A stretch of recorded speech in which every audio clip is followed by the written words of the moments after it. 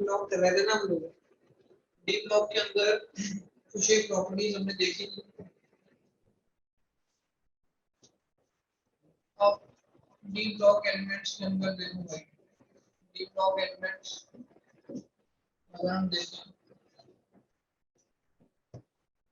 D block elements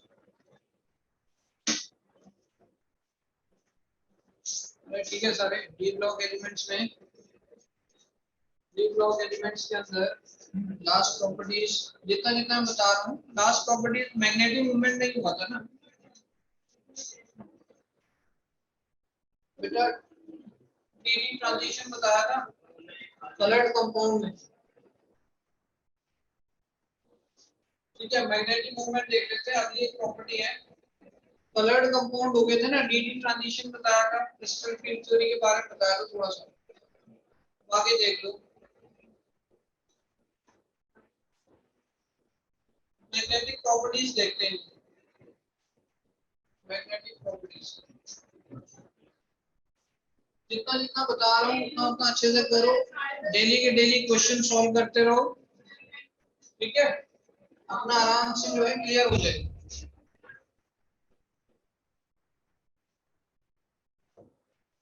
ठीक है, ठीक है बेटा, मैग्नेटिक प्रॉपर्टीज देखो,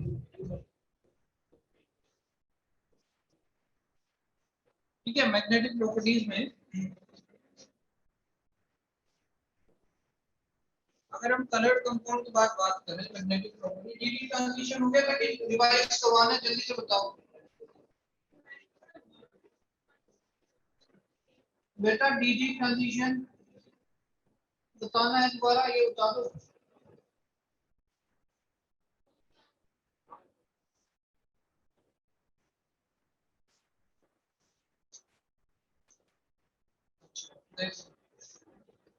डी ट्रांजिशन बता देता हूँ, जो हमने लास्ट टाइम कलर्ड कंपाउंड में पढ़ा था ना, कलर्ड कंपाउंड में लास्ट टाइम बताया था मैंने आपको, क्यों इसमें कलर आ रहा है, कलर्ड जितने भी ट्रांजिशन एलिमेंट्स के कलर आ रहे थे वो सॉल्यूशंस में या सॉलिड स्टेट में कलर क्यों आ रहा था, मैं आपको बता देता हूँ। वही क्लियर,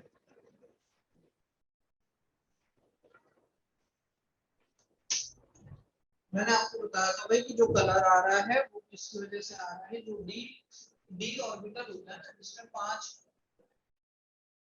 डी सबशेल है, इसमें 5 ऑर्बिटल इस तरीके से, अब मैक्सिमम कितने इलेक्ट्रॉन इसमें आ सकते हैं भाई, 10 इलेक्ट्रॉन आ सकते हैं, ठीक है। अब इसका जो हमने नाम बताया आपको एटॉमिक स्ट्रक्चर में याद होगा, पांचों बॉक्सेस का 1 2 3 4 5 पांचों बॉक्सेस का, पांचों ऑर्बिटल्स का नाम अलग अलग होता है और इनको हम कहते हैं D generate orbital. D generate का मतलब होता है जिनकी एनर्जी सेम होती है, डी जनरेट ऑर्बिटल्स का मतलब उनकी एनर्जी सेम होती है भाई, ठीक है। अब डी एनर्जी, जब इनकी एनर्जी सेम है, बट तब सेम होगी जब इनके आसपास कोई इलेक्ट्रॉन पेयर डोनर नहीं है, ठीक है, एम्प्टी फ्री स्टेट में रखे हुए हैं, कहीं पर स्फेरिकल की शेप में है, ठीक है, इनके आसपास कोई आसपास कोई लोन पेयर डोनर या इलेक्ट्रॉन पेयर डोनर नहीं है। बट हम जब इसके कंपाउंड पढ़ते हैं, आगे हम एक चैप्टर पढ़ेंगे कॉम्प्लेक्स कंपाउंड, ठीक है, वहां पर इनको इलेक्ट्रॉन, ये डी ट्रांजिशन एलिमेंट का एक डी सबशेल है, यहाँ पर कहीं ना कहीं इलेक्ट्रॉन दिया जाएगा, क्योंकि इसमें कहीं ना कहीं अनपेयर्ड इलेक्ट्रॉन होंगे, 1 2 3 4 5 अनपेयर्ड इलेक्ट्रॉन है, तो इसमें 5 इलेक्ट्रॉन और देंगे। जब इसके आसपास कोई इलेक्ट्रॉन डोनर वाला ग्रुप आएगा, जब इसके आसपास कोई इलेक्ट्रॉन डोनर ग्रुप आएगा, तो यहाँ पर क्या होगा कि ये अलग अलग एनर्जीज में ब्रेक हो जाएगा, ये अलग अलग एनर्जीज में ब्रेक हो जाएगा, इस तरीके से कि इसमें ये तो एनर्जी का ऑर्डर था, ये तो एनर्जी का ऑर्डर था, अब ये क्या करेगा, अलग अलग एनर्जी ऑर्डर्स में टूट जाए, कुछ की एनर्जी बढ़ जाएगी, कुछ की एनर्जी कम होगी, उसको हम डिटेल में ये भी पढ़ेंगे कि किन ऑर्बिटल्स की एनर्जी कम होती है, किन ऑर्बिटल्स की एनर्जी बढ़ती है, ठीक है। यहाँ पर फिलहाल मैंने आपको जितना ही करवा दिया था,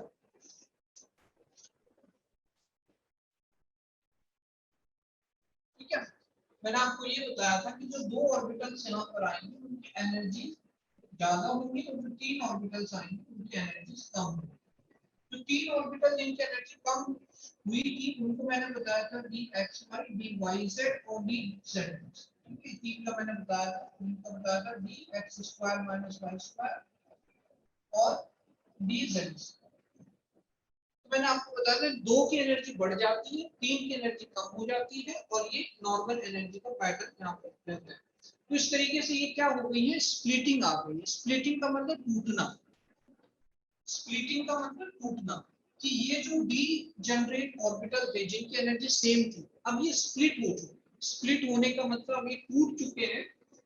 तीन की एनर्जी कम है, दो की एनर्जी ज्यादा है। किसकी वजह से ऐसा हुआ कि जब इनके आसपास कोई इलेक्ट्रॉन डोनर ग्रुप आया, उसकी वजह से वो किस डायरेक्शन में इलेक्ट्रॉन को दे रहा है, उसकी वजह से ये दो अलग अलग एनर्जी ऑर्डर में टूट जाता है। इसको कहते हैं स्प्लिटिंग ऑफ एनर्जी। ठीक है, और इसी टूटने को हमने नाम दिया था crystal field splitting. Crystal field splitting हमने कहा, क्रिस्टल फील्ड स्प्लिटिंग हमने कहा, जिसको हम क्रिस्टल फील्ड थ्योरी के अंदर पढ़ गए थे।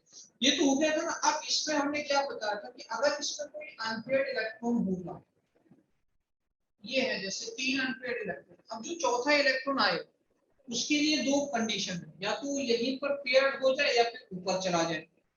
तो इस तरीके से ये डी और ये डी, इसको हम कहते हैं डी डी ट्रांजिशन। ट्रांजिशन का मतलब जो कि चेंज होता रहता है।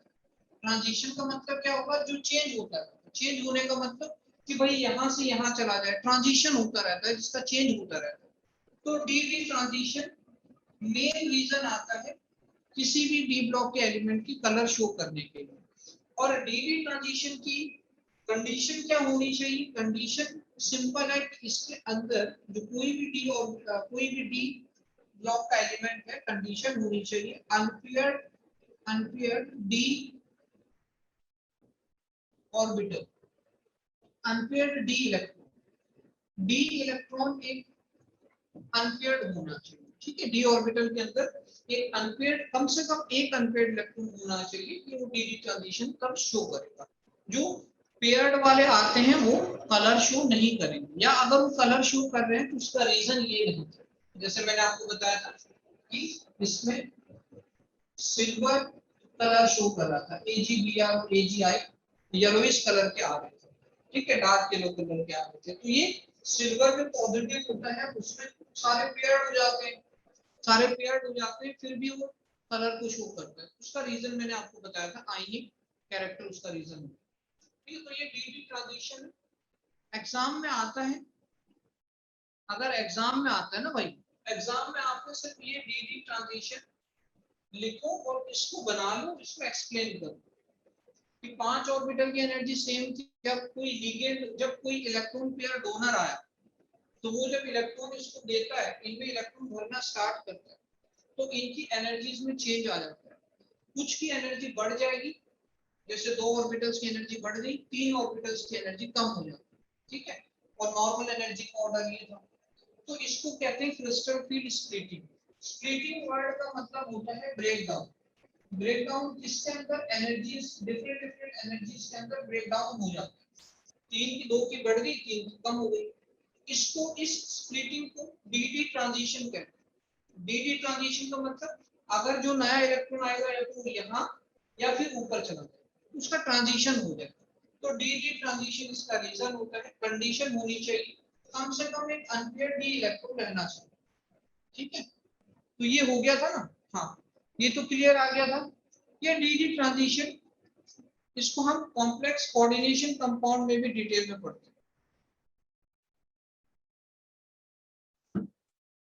नोट्स मैंने लास्ट टाइम आपको कंप्लीट भेज दिए थे, वही नोट्स मैं आज पढ़ाऊंगा। ठीक है, उसको चाहे आप फोटोकॉपी निकालो चाहे कुछ करो, और इसको भी मैं भेज दूंगा जो भी मैं बोर्ड पे लिखूंगा। देखो, मैग्नेटिक अगली प्रॉपर्टी है अपने पास, मैग्नेटिक जो थ्योरेटिकल प्रॉपर्टीज है वो मैं आपको बता दूंगा, आप बुक से एक बार रीड करो। Simple magnetic properties. Magnetic properties आपने फिजिक्स में भी काफी बार पढ़ी हुई है और केमिस्ट्री में भी आपने पढ़ी हुई है एटॉमिक स्ट्रक्चर के अंदर, कि भाई एक होता है पैरामैग्नेटिक, एक होता है डाईमैग्नेटिक।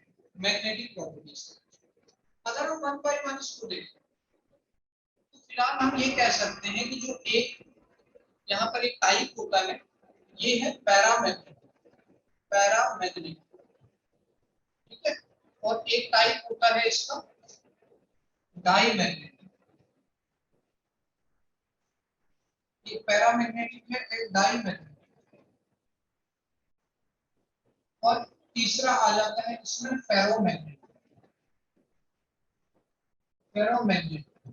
तो ये तीन मैग्नेटिक प्रॉपर्टीज होती हैं। एग्जाम में बहुत बार आता है इनको को लिखने को।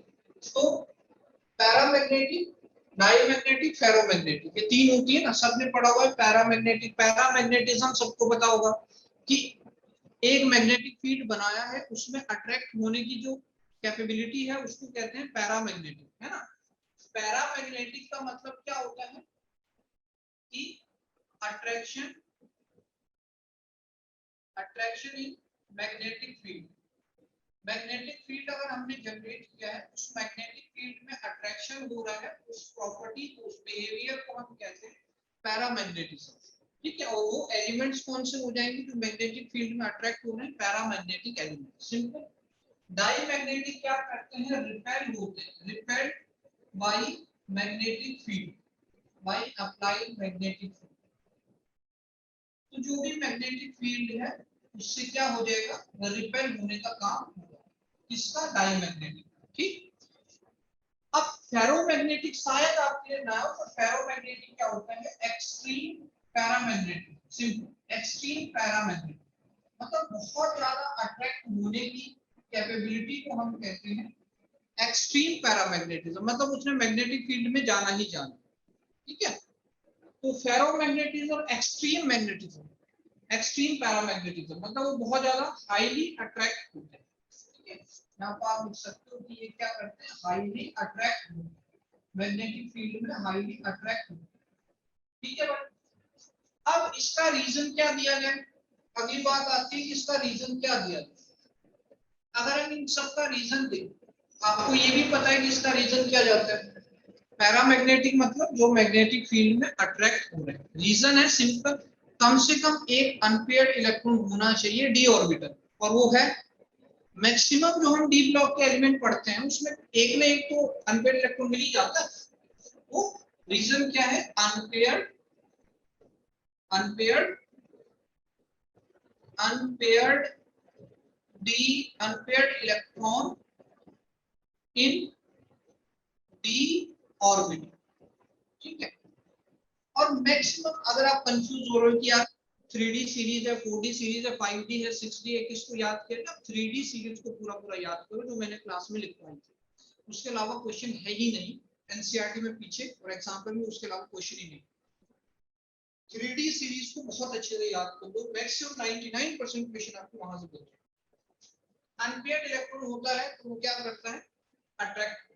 इसका रीजन क्या होगा, पेयर्ड इलेक्ट्रॉन। अगर इलेक्ट्रॉन पेयर्ड है, paired electron in D orbital, अगर इलेक्ट्रॉन पेयर्ड है तो वो कभी भी अट्रैक्ट नहीं होंगे। और फेरोमैग्नेटिज्म में भी सेम ही आएगा कि unpaired electron in D orbital. Iron, cobalt, nickel वगैरह इसके अंदर आते हैं, तो फेरोमैग्नेटिज्म शो करते हैं। आयरन, कोबाल्ट, निकेल बहुत ज्यादा अट्रैक्शन शो करते हैं, सिंपल। बस आप इतना इतना याद रखो। अब इसको रिप्रेजेंट करने का एक तरीका होता है, वो तरीका मैं आपको बताता हूँ, ठीक है। मैग्नेटिक मूवमेंट, मैग्नेटिक प्रॉपर्टीज, जैसे आपने डायपोल मूवमेंट पढ़ा हुआ है, हमने डायपोल मूवमेंट पढ़ा था केमिकल बॉन्डिंग में, ठीक है। डायपोल मूवमेंट के ऊपर क्वेश्चन भी आया था। जितना जितना करवा रहा हूँ आराम से उसको करो, क्वेश्चन सॉल्व करो, एनसीईआरटी के एग्जाम करके बढ़िया से पकड़ बना लो। इसके अलावा कहीं से नहीं है क्वेश्चन, ठीक है। इसके अलावा कहीं से और क्वेश्चन नहीं बना। क्या हमने मैग्नेटिक, क्या हमने डायपोल मूवमेंट पढ़ा हुआ था कि डायपोल मूवमेंट होता है, ऐसी एक मैग्नेटिक डायपोल मूवमेंट क्या बताता है कि कोई कंपाउंड पोलर है या नॉन पोलर, ठीक है। ऐसे होता है मैग्नेटिक मूवमेंट जिसको म्यू एम से डिनोट करते हैं, ठीक है। मैग्नेटिक मूवमेंट है जिसको किससे डिनोट किया जा रहा है, म्यू एम से डिनोट किया जा रहा है। म्यू एम से मैग्नेटिक मूवमेंट को डिनोट किया जा रहा है। और म्यू एम किसकी वजह से होता है? एक तो रोटेशन की वजह से होता है और एक स्पिन की वजह से। Mu r plus mu s, ठीक है, एक रोटेशन की वजह से, स्पिन की वजह से। बट यहाँ पर मेन बात क्या है कि रोटेशन का कंट्रीब्यूशन नहीं है, यहाँ पर सिर्फ स्पिन का कंट्रीब्यूशन। जितने भी हम डी ब्लॉक के एलिमेंट पढ़ रहे हैं वहां पर स्पिन मैग्नेटिक मूवमेंट का कंट्रीब्यूशन सबसे ज्यादा है। तो हम ये लिख सकते हैं कि म्यू स्पिन ओनली, इसका फॉर्मूला बनता है under root n into n plus two. Atomic structure में आपको याद आ रहा होगा कुछ हमने इस तरीके का एक फॉर्मूला पढ़ा होगा, बी एन। अभी इसके बारे में सब बता दूं क्या क्या हमने लिखा, कैसे इसको क्वेश्चन करते हैं। ये फॉर्मूला जरूर याद रखें, म्यू स्पिन मैग्नेटिक मूवमेंट निकालना है, ये फॉर्मूला लगा दूं under root n into n plus two B N. Small n का मतलब है number of unpaired electron, number of unpaired electron, कितने अनपेयर्ड इलेक्ट्रॉन है। कैपिटल बी और एम का मतलब होता है, इसकी यूनिट है बोहर मैग्नेट्रॉन। बहुत ज्यादा क्वेश्चन इसको बोहर मैग्नेट्रॉन वगैरह पे नहीं आते, सिर्फ यूनिट। तो mu spin is equal to, ये फॉर्मूला लगा लो under root n into n plus two B M Bohr magneton. Small n is equal to number of unpaired electron और बी एम क्या हो जाएगा, बोहर मैग्नेट्रॉन। ये बताइए किस टाइप के क्वेश्चन एनसीईआरटी में पीछे दिए हुए हैं, मैं वो भी आपको बता देता हूँ कि किस टाइप के क्वेश्चन एनसीईआरटी में पीछे दिए हुए हैं। यहां तक क्लियर है? जल्दी से बताइए, यहां तक क्लियर है कि नहीं?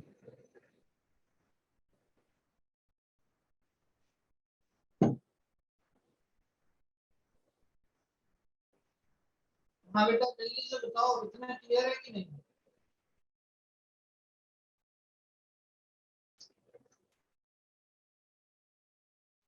मैग्नेटिक मूवमेंट को हम यहाँ पे म्यू स्पिन से ही दिखा रहे हैं, क्योंकि रोटेशन का कंट्रीब्यूशन नहीं है, सिर्फ स्पिन का कंट्रीब्यूशन है। अपनी एक्सिस पे स्पिन कर रहा है under root n into n plus two B M. bm क्या होता है? bm is Bohr magnetron. जैसे 1/4 पाई एप्सिलॉन नॉट होता है ना, एप्सिलॉन नॉट की वैल्यू होती है, वैसे bm की वैल्यू होती है बोहर मैग्नेट्रॉन। हालांकि इसके ऊपर कहीं कोई क्वेश्चन नहीं है, प्रतीक में देखोगे तो अलग से उसकी वैल्यू दी हुई है, खैर उसकी जरूरत अपने को नहीं पड़ेगी, ये सिर्फ एक यूनिट का काम करेगा bm बोहर मैग्नेट्रॉन। ठीक है, अब यहाँ पर मैं एक दो चीजें लिख रहा हूँ जिससे क्लियर हो जाएगा। ठीक है, more number of unpaired electron, more number of unpaired electron, more number of unpaired electron, जितने unpaired electron ज्यादा होंगे, more number of unpaired electron, more will be the magnetic movement। Magnetic movement उतना ही ज्यादा बढ़ता है, more will be the magnetic movement। पहली बात, इसमें क्या होता है कि मैग्नेटिक मूवमेंट इंक्रीज करता जाता है स्कैंडियम, टाइटेनियम, वेनेडियम, क्रोमियम और एमएन तक ये इंक्रीज करता जाएगा, क्योंकि अपने को पता है कि जैसे जैसे हम लेफ्ट टू राइट जा रहे हैं जो अनपेयर्ड इलेक्ट्रॉन का नंबर है वो बढ़ता जाता है। ठीक है, इसका एक एग्जांपल देखो, एक एग्जांपल दूंगा उससे क्लियर हो जाएगा। खैर वो समझाने के लिए मैं आपको लिख रहा हूँ, उसकी वैल्यूज वगैरह कुछ याद करनी नहीं है। Scandium 3 positive, titanium 3 positive, titanium 2 positive. ठीक है, vanadium 2 positive, chromium 2 positive, MN 2 positive. क्या इनके आप अनपेयर्ड इलेक्ट्रॉन निकाल लोगे आराम से? क्या इसमें स्मॉल एन लिखा जा सकता है? स्मॉल एन की वैल्यू स्कैंडियम के लास्ट में क्या आता था? स्कैंडियम में आता था भाई 4s2 3d1। इतना क्लियर? 4s2 3d1 आता था लास्ट में स्कैंडियम के 21। ठीक है, magnetic movement, more number of unpaired electron, more will be the magnetic moment। Scandium में 3d1 4s2, 3 इलेक्ट्रॉन को गायब करना है। 3 इलेक्ट्रॉन को गायब कहां से करेंगे? पहले 4 से, लास्ट वाले शेल से, लास्ट वाले शेल से इलेक्ट्रॉन जाएगा, फिर 3 से, तीनों के तीनों गायब हो गए। अब इसमें कोई भी अनपेड इलेक्ट्रॉन नहीं बचा, कोई भी इलेक्ट्रॉन नहीं बचा। क्या इसका म्यू 0 आ जाएगा? क्योंकि इसमें कोई भी अनपेड इलेक्ट्रॉन नहीं है। ठीक है, यहां पर अगर हम बात करते हैं, ठीक है भाई, इसका तो ये पूरा का पूरा नॉर्मल गैस बन।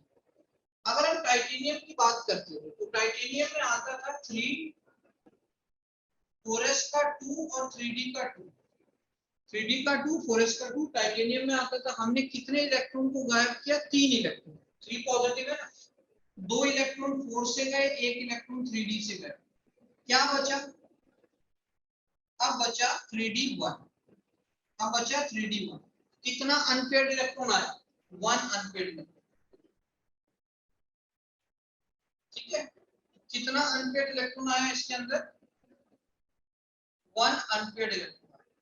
इसी तरीके से जब आप सबका निकालोगे तो यहाँ पर 2 अनपेड इलेक्ट्रॉन, यहाँ पर 3, यहाँ पर 4 और यहाँ पर 5। मैग्नीज का कैसे आएगा? 3d का 5, 4s का 2। 2 इलेक्ट्रॉन गायब करने कहां से होंगे? लास्ट वाले से 4 से।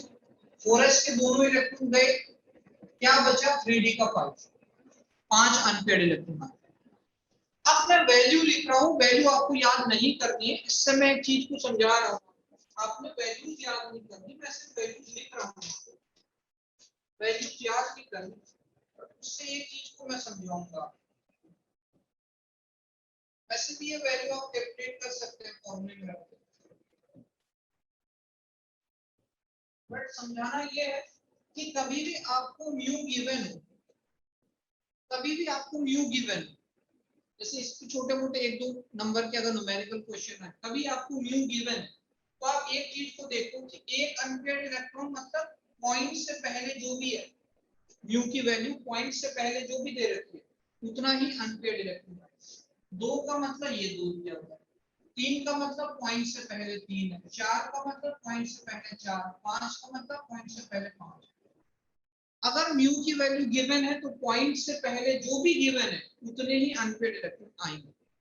लाइक आपको दिया हुआ है म्यू इज इक्वल टू 3.81 और n पूछा हुआ है, ऑब्वियसली n क्या आ जाएगा? 3 आ। इतना आपको ध्यान रखना। अगर आपको n गिवन है, n इज इक्वल टू 5 है, बताइए म्यू कितना आएगा? तो फॉर्मूला लगा दो, small n is equal to n plus 2। ठीक है, ये आपका म्यू यहाँ पर निकल गया 5.9।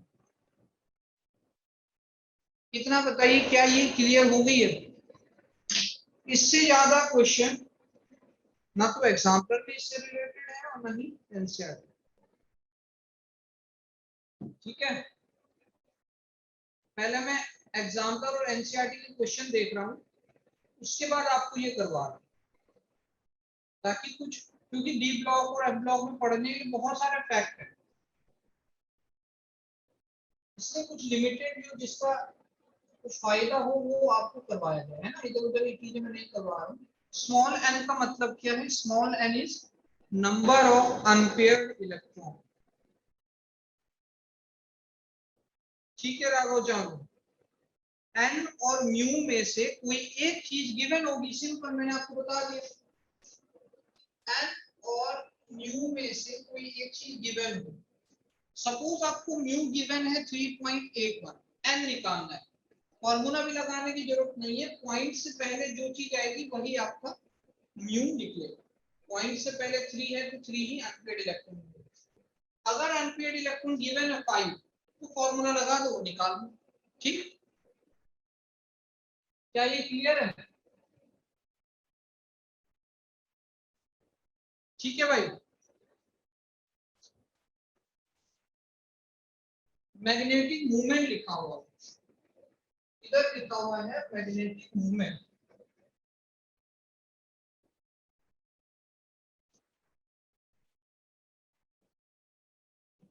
मैग्नेटिक मूवमेंट,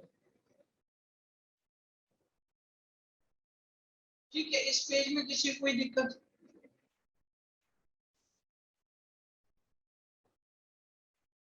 हाँ, म्यू आर का मतलब रोटेशन की वजह से जो मैग्नेटिक मूवमेंट आ रहा है, एस की एस का मतलब स्पिन की वजह से जो आ रहा है। अब इसमें आपने फिजिक्स में भी जरूर कहीं ना कहीं पढ़ा होगा मैग्नेटिक मोमेंट को, इसमें पूरा एक्सप्लेन किया जाता है।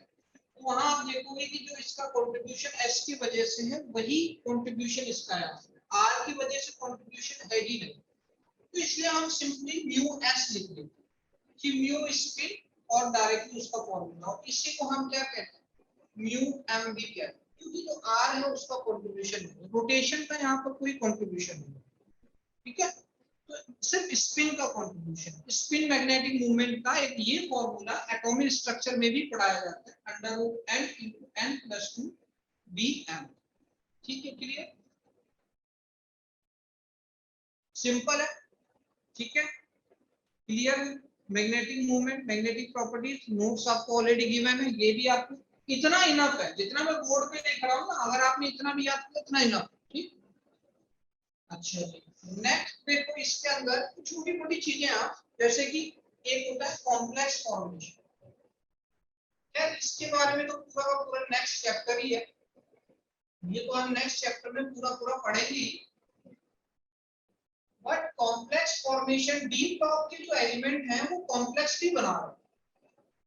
अब आपने आयनिक बॉन्ड पढ़े, आपने कोवलेंट बॉन्ड पढ़े, आपने कोऑर्डिनेट बॉन्ड पढ़े, ये कुछ नया है। कॉम्प्लेक्स फॉर्मेशन क्या है, कुछ एक नए तरीके के कंपाउंड होते हैं, किस तरीके से इनको रिप्रेजेंट किया जाता है और कैसे ये दिखाई देते हैं मैं आपको बता देता हूँ। ठीक है, क्योंकि उसी से समझाया जा सकता है। कॉम्प्लेक्स फॉर्मेशन में क्या होता है, इस तरीके का एक कंपाउंड आपको देखने को मिलेगा, FeCN होल 6 3 है। इस तरीके का एक कंपाउंड आपको सपोज यहाँ पे देखने को मिलेगा। ठीक है, अब इसमें क्या होता है, इस तरह के कंपाउंड में, या फिर और भी इसके एग्जांपल जैसे FeCN होल 6 4 है, या फिर PtCN4 PtCN4 इस तरीके बहुत सारे कंपाउंड पढ़े हैं, फिलहाल मैं दो तीन आपको बता इस टाइप के कंपाउंड आपको दिखाई देंगे। कॉम्प्लेक्स फॉर्मेशन इनको कहते हैं, ये कॉम्प्लेक्स बनते हैं। और इसमें क्या होता है, कैसे इनको पढ़ा जाता है, क्या इसमें क्या क्या चीजें हैं जो अपने को यहाँ दिखाई देंगी, ये अपने को इसको कहते हैं भाई, ये जो है ना इसको कहते हैं सेंट्रल मेटल एटम, CMA। ठीक है भाई, सेंट्रल मेटल एटम डिटेल में पढ़ेंगे नेक्स्ट चैप्टर में। सेंट्रल मेटल एटम ये कौन सा होगा, ये डी ब्लॉक का होगा। ठीक है, ये डी ब्लॉक का एलिमेंट होगा, इसीलिए इसकी इंपॉर्टेंस है डी ब्लॉक, क्योंकि जितने भी कॉम्प्लेक्स फॉर्मेशन होते हैं वहां पर डी ब्लॉक के एलिमेंट रहते हैं। आयरन कौन सा होगा, सेंट्रल मेटल एटम होगा डी ब्लॉक। उसके बाद जो ये जो यहाँ पर दिया हुआ है ये CN है, इस CN को कहते हैं लीगेंड, और ये क्या करता है कि इलेक्ट्रॉन पेयर को डोनेट करता है।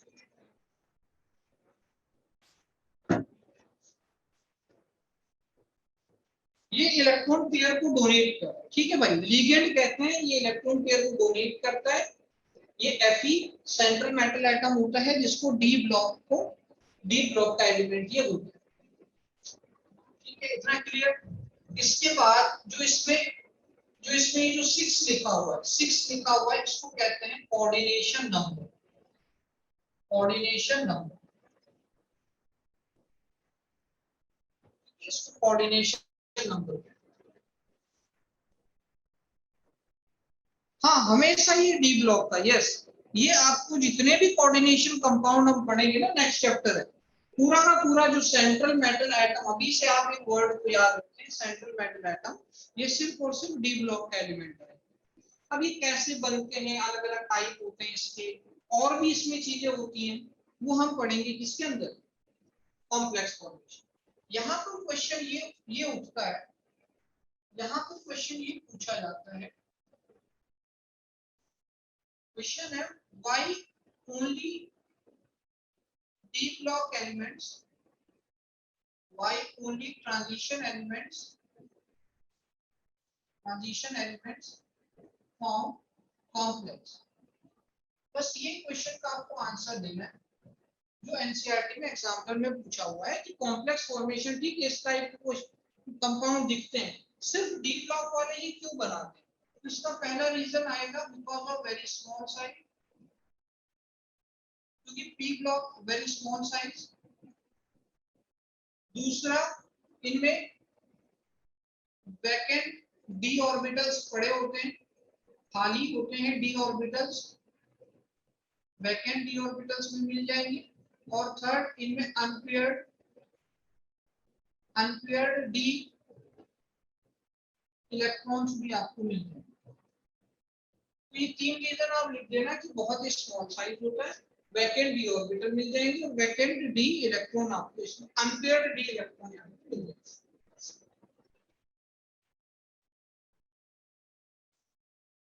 ठीक है, और हाई चार्ज अपना साइज रेशियो, बस इसकी वजह से ये कोऑर्डिनेशन कंपाउंड बना, इसके अलावा और कुछ है नहीं। ठीक है, मेन क्वेश्चन मैंने आपको बता दिया। इससे रिलेटेड क्वेश्चंस मैं आपको लिख के दे दूंगा कि आपने ये क्वेश्चन सॉल्व करना। ठीक है भाई, क्या ये क्लियर है? मुझे ये चीज आप बता दें, क्या ये क्लियर हो गया है? क्या इसमें क्लियरिटी आई? बाकी भाई जो भी इसमें चीजें होंगी थ्योरेटिकल, लाइक अलॉय फॉर्मेशन और एक दो और भी चीजें हैं, ठीक है, एक दो और भी चीजें हैं, वो मैं आपको बता दूंगा, आपने कहां से कहां तक उसको पढ़ना है। वैसे भी नोट्स में वो गिवन है, थ्योरेटिकल है, उसको आप खुद एक बार रीड कर सकते हैं। मैग्नेटिक मूवमेंट गिवन, हाँ गिवन है नोट्स में जितने मैग्नेटिक मूवमेंट चाहिए ना वो गिवन है। देखो भाई, मैग्नेटिक मूवमेंट का फॉर्मूला मैंने बता दिया ना आपको।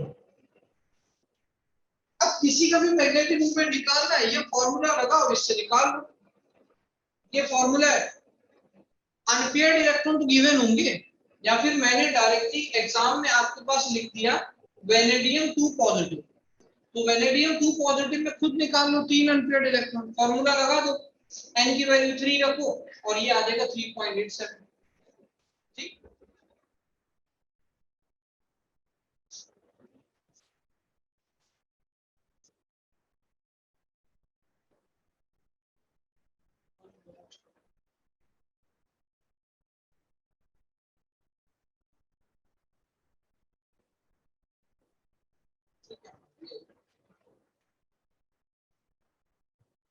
ठीक है भाई, कॉम्प्लेक्स फॉर्मेशन ये हुआ ना। भेज दिए आज के नोट्स मैंने ऑलरेडी भेजे थे, सारे लिखने हैं, सारे लिखने, जो नोट्स है वो तो करने ही है ना।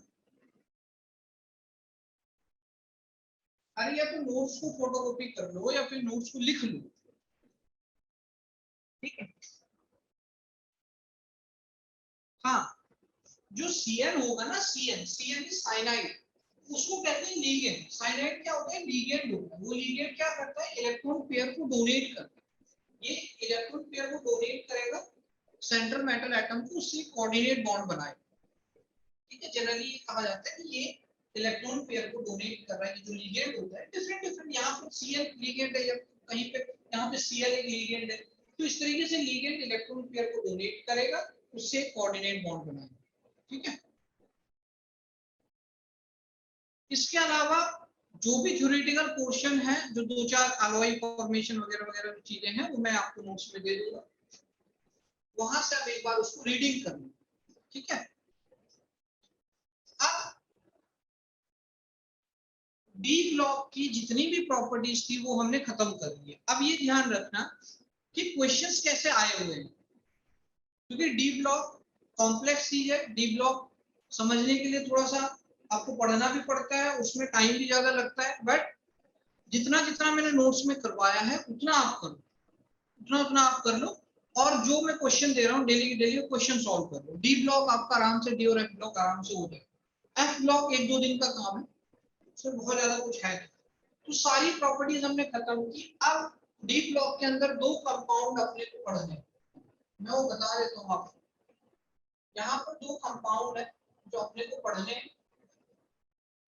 पहला है K2Cr2O7, बहुत बार आपने सुना होगा K2Cr2O7, और दूसरा KMnO।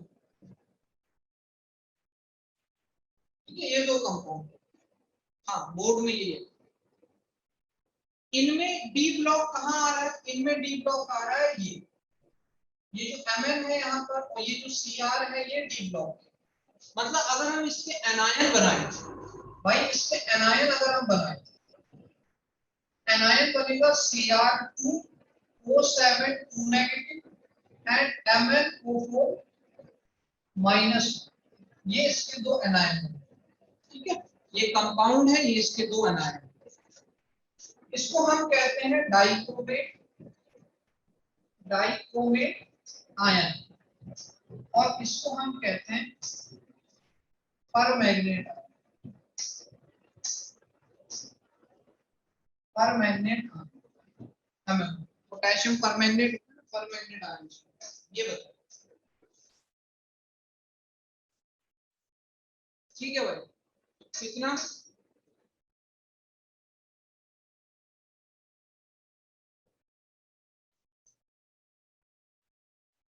दो कंपाउंड है K2Cr2O7 KMnO, एनायन मैंने बना दिया डाइक्रोमेट और परमैग्नेट, इन दोनों को पढ़ना है।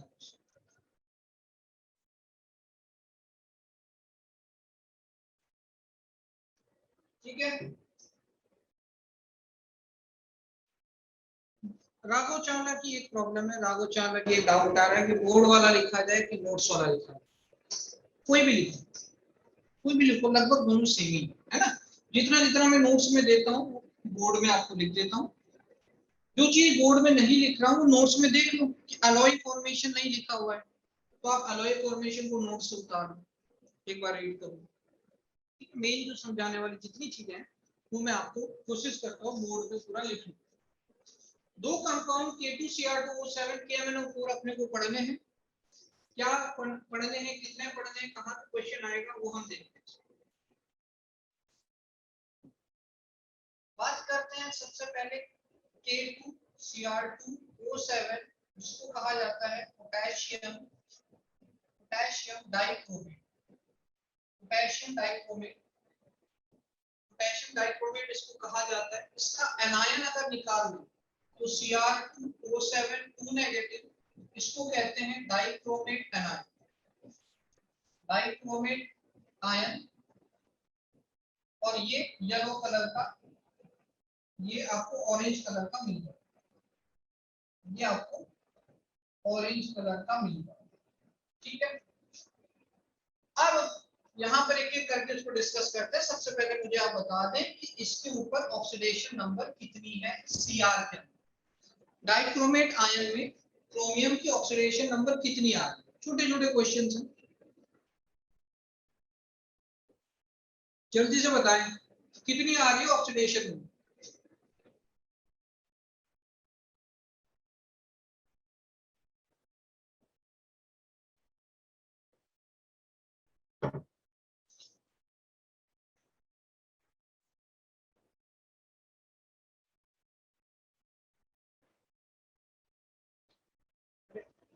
राघव बेटा क्या लिख रहा है, कुछ समझ में तो आए, लिख क्या रहा है,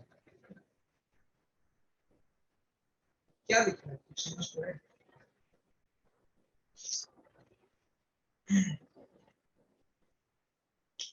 ऑक्सीडेशन नंबर कितनी आ रही है भाई? 6 आ रही है। ठीक है, 6 आ रही है ना, 6 ऑक्सीडेशन नंबर आ रही है। कैसे निकाला? 2x माइनस ऑक्सीजन पे -2, 7 ऑक्सीजन है तो 14 is equal to overall charge -2 है, x इज इक्वल टू कितना आ गया? +6 आ गया। +6 की ऑक्सीडेशन नंबर आ रही है। अपने को क्या करना है? इसका स्ट्रक्चर बनाना है। स्ट्रक्चर बनाना है तो इसमें ऐसे स्ट्रक्चर बनेगा Cr, क्रोमियम, क्रोमियम में ये डबल बॉन्ड हो। अच्छा, इसका स्ट्रक्चर बनाने से पहले मैं आपको एक चीज और बता दूं। इसका स्ट्रक्चर बनाने से पहले ये डाइक्रोमेट आयन है ना, क्योंकि इसके अंदर दो क्रोमियम है। अगर मैं करूं Cr2O4 2 नेगेटिव तो ये बन जाता है क्रोमेट आयन, इसको कहते हैं क्रोमेट आयन। और क्रोमेट आयन होगा आपका येलो कलर। क्या इसके अंदर की ऑक्सीडेशन नंबर +6 आ रही है? देखो क्रोमियम का लिखा X प्लस 4 ऑक्सीजन है, हर एक में -1, हर एक में -2, ठीक है। कितना आ गया? X प्लस 6 आ गया। तो दोनों की ऑक्सीडेशन स्टेट कितनी आ रही है? डाइक्रोमेट में भी +6 है, क्रोमेट में भी +6। क्रोमेट का स्ट्रक्चर देखते हैं। क्रोमेट का स्ट्रक्चर बनेगा इस तरह से। क्रोमियम बना, डबल बॉन्ड हो,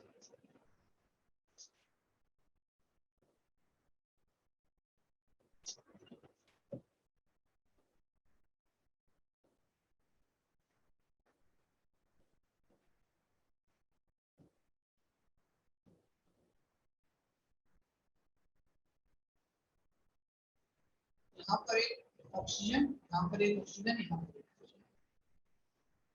ये डबल बॉन्ड वाले 2 ऑक्सीजन आए। फिर हमने क्या किया भाई इसका इस तरीके से, क्योंकि अगर हम इसका हाइब्रिडाइजेशन निकालें, अपने को जो हाइब्रिडाइजेशन आएगी that is sp3 hybridisation. Chromium कितना आपने को देखा? क्रोमियम क्या यहाँ पर अपने sp3 हाइब्रिडाइज दिखाई दे रहा है? 1 2 3 4 क्रोमियम अपने को sp3 हाइब्रिडाइज दिखाई दे रहा है। और ये इस तरह से इसका स्ट्रक्चर बन जाएगा। क्या ये क्लियर है?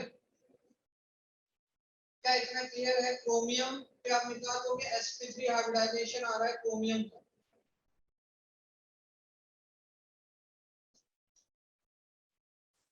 ठीक है, ये है क्रोमेट आयन का स्ट्रक्चर। ये sp3 हाइब्रिडाइज बना हुआ है, टेट्राहेड्रल बना हुआ है।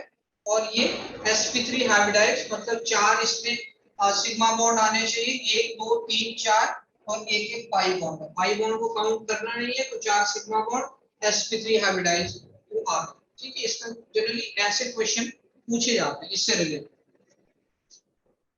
2 नेगेटिव का चार्ज कैसे आएगा? तो क्या हमने फॉर्मल चार्ज निकालने का फॉर्मूला पढ़ा हुआ है? फॉर्मल चार्ज निकालने का फॉर्मूला पढ़ा हुआ है।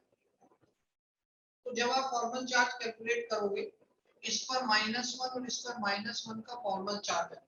डबल बॉन्ड वालों पे 0 0 का फॉर्मल चार्ज है। ठीक है, फॉर्मल चार्ज अगर आप निकालना चाहो तो आप निकाल भी सकते हो। जैसे इस ऑक्सीजन के चारों तरफ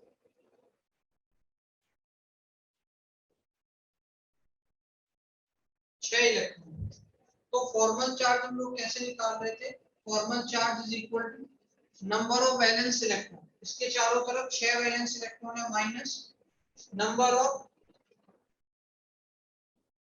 bond, number of valence electron, number of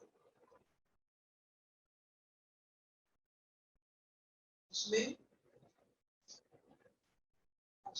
इसमें करना है। ऑक्सीजन के ऊपर यहाँ आपको कितने वैलेंस इलेक्ट्रॉन दिखाई दे रहे हैं? 6। ऑक्सीजन में वैसे वैलेंस इलेक्ट्रॉन कितने, यहाँ पे नॉन बॉन्डिंग इलेक्ट्रॉन कितने हैं? 6। वैलेंस इलेक्ट्रॉन कितने होते हैं? 6 माइनस बॉन्ड पेयर के कितने इलेक्ट्रॉन है? तो एक इलेक्ट्रॉन यहाँ पर, एक इलेक्ट्रॉन यहाँ पर, दो बॉन्ड पेयर के इलेक्ट्रॉन है, डिवाइडेड बाय 2। इसलिए ये -1 का चार्ज यहाँ पर है, -1 यहाँ आएगा, -1 यहाँ आएगा, 0 और 0 इस पर आएगा। ठीक है, तो क्या फॉर्मल चार्ज निकाल करके इसका पूरा एक कंप्लीट हम स्ट्रक्चर बना सकते हैं। तो ये CrO4 नेगेटिव क्रोमेट आयन का स्ट्रक्चर है, sp3 हाइब्रिडाइज है, +6 के ऑक्सीडेशन नंबर है, और ये टेट्राहेड्रल इसका ऐसा स्ट्रक्चर बनेगा। क्या ये क्लियर है? इसका स्ट्रक्चर, इसका स्ट्रक्चर बता दें। ये सब बॉन्डिंग का बेसिक पार्ट है। क्या ये क्लियर है?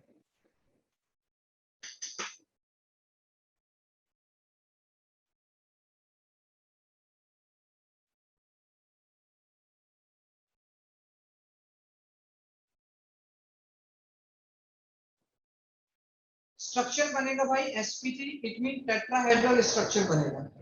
2 ऑक्सीजन के साथ डबल बॉन्ड, क्योंकि क्रोमियम मैक्सिमम +6 है ना।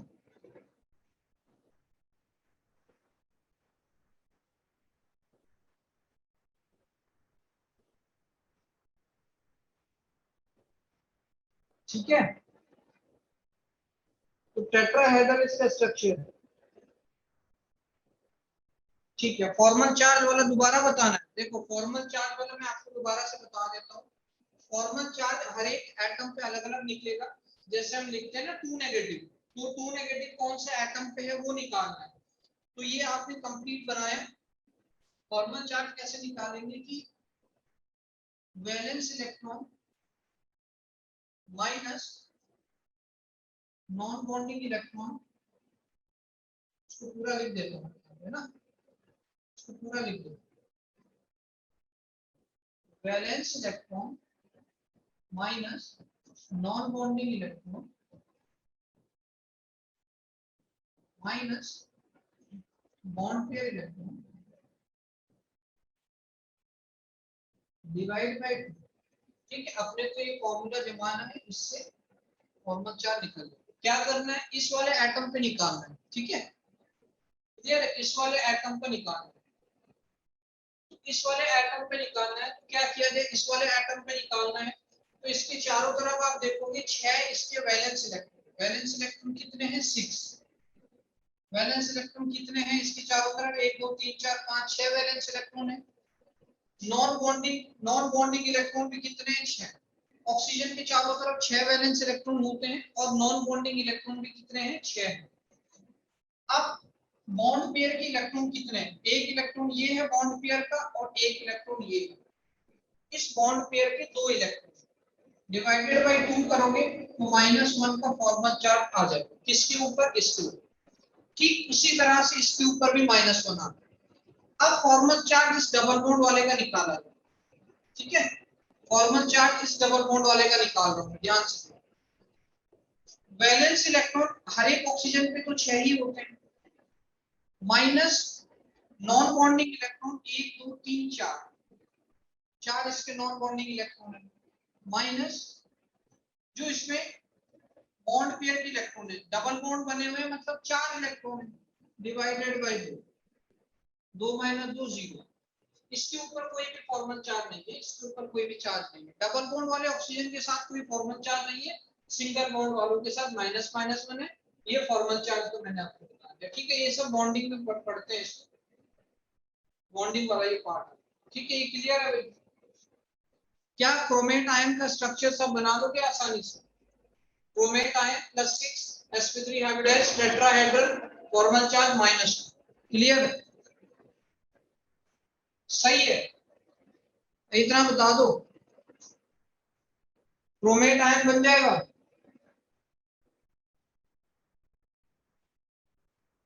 है ना। अब भाई आपने क्रोमेट नॉन बॉन्डिंग, इसमें नॉन बॉन्डिंग इसमें 4 है, 4 तो 6। ठीक है, 2 उसके साथ जुड़े हुए।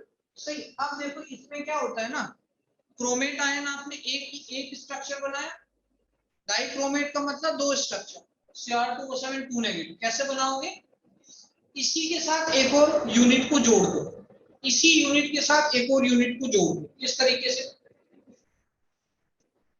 हमने क्या करना है, स्ट्रक्चर बनाना है Cr2O7 2 नेगेटिव, ऑक्सीडेशन स्टेट +6।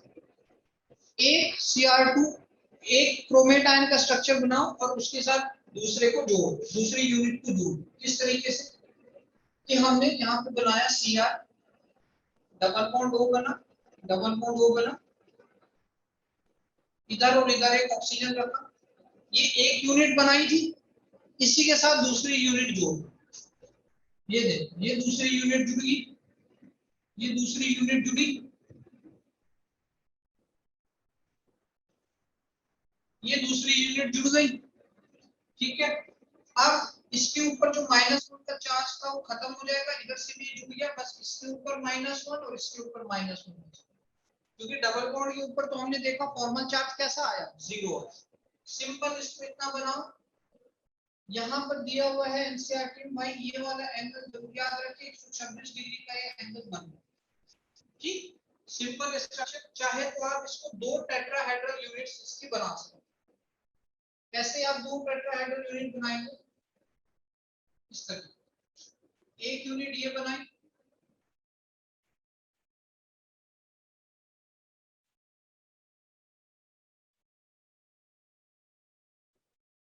एक यूनिट आपने ये बनाई और एक और यूनिट ऐसे इधर बनाई।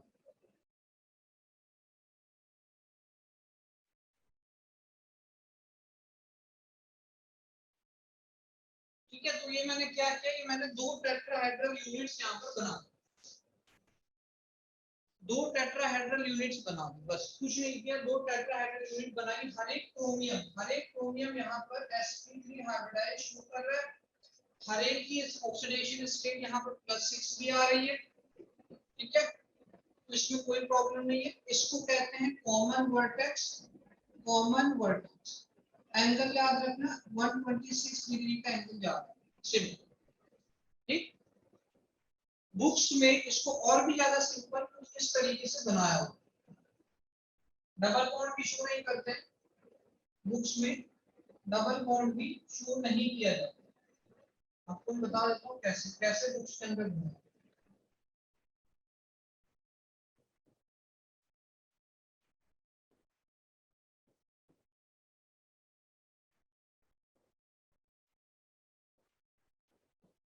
ठीक है, बुक्स में ये सिंपल ऐसे बनाया हुआ है, और इसको मैं लिख देता हूँ यहाँ पे।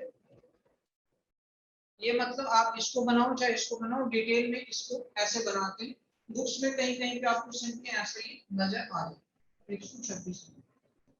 ठीक है, क्या डाइक्रोमेट आयन और क्रोमेट आयन का स्ट्रक्चर बन जाएगा, क्योंकि स्ट्रक्चर ही इसका मेन है। यहाँ पे एक स्ट्रक्चर है और एक ऑक्सीडेशन प्रॉपर्टी। ऑक्सीडेशन ये बहुत अच्छे ऑक्सीडाइजिंग एजेंट,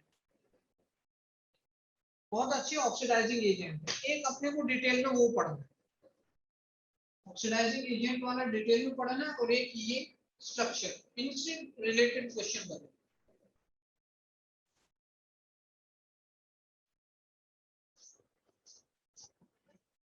डाइक्रोमेट आयन,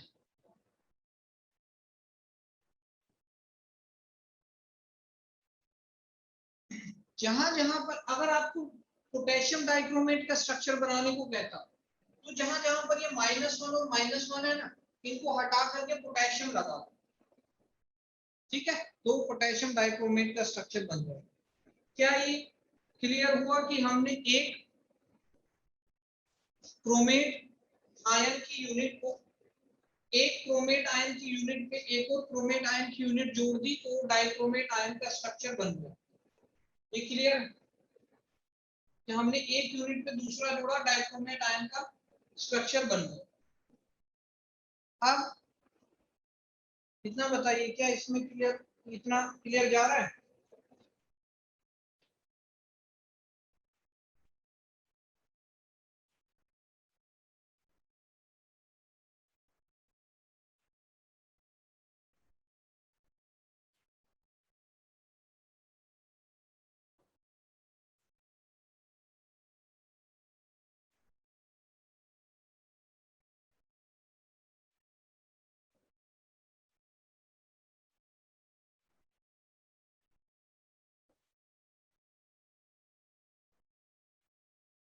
ठीक है बेटा, नोट्स में बने हुए हैं, ये नोट्स में बने हुए हैं, सब स्ट्रक्चर आपके नोट्स में बने हुए हैं।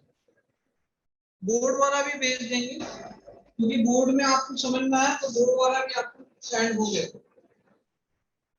नोट्स में भी है और बोर्ड का भी आपको सेंड कर देंगे।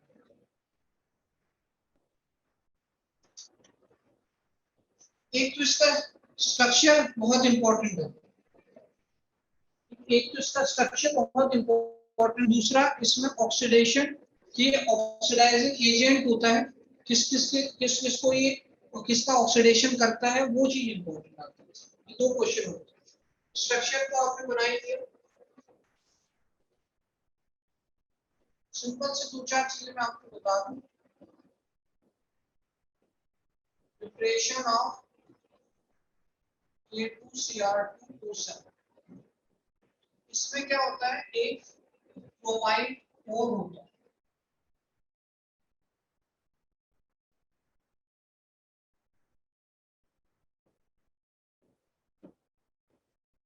क्लोमाइड कोर, क्लोमाइड कोर, जिसको हम कहते हैं FeO.Cr2, क्लोमाइड कोर कहते हैं। इससे इसकी प्रिपरेशन की जाती है। ठीक है, क्रोमाइड कोर से इसकी प्रिपरेशन की जाती है।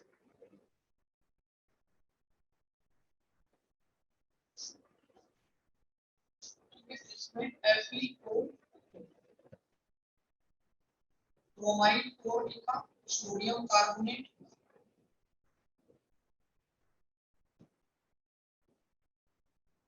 ये क्रोमाइड ओर से सबसे पहले बनता है। सोडियम क्रोमेट, सोडियम क्रोमेट सबसे पहले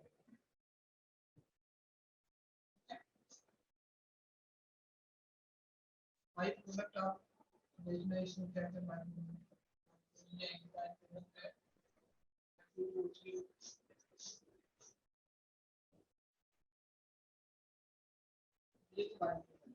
सोडियम क्रोमेट, तो फिर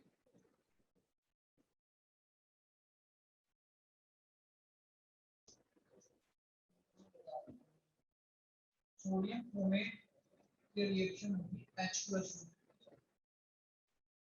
ये बन जाएगा सोडियम डाइऑक्साइड।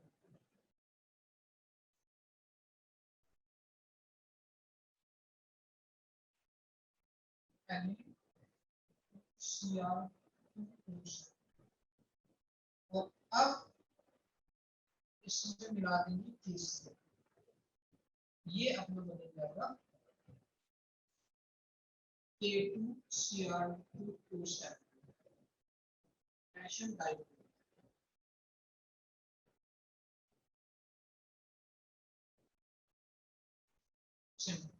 ये इसकी प्रिपरेशन है, तो ध्यान रखना है क्रोमाइड कोर होता है, इसकी ओनली वन प्रिपरेशन दे रखी है, क्रोमाइड कोर से ये बनता है, सिंपल।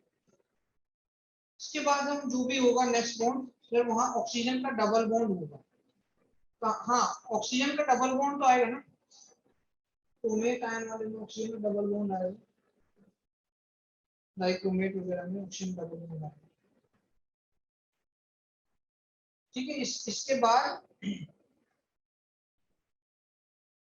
हम लोग इसको नेक्स्ट क्लास में देखेंगे। तो दो कंपाउंड, यहाँ तक के नोट्स आप कंप्लीट कर लेना, नोट्स मैंने भेज दिए हैं।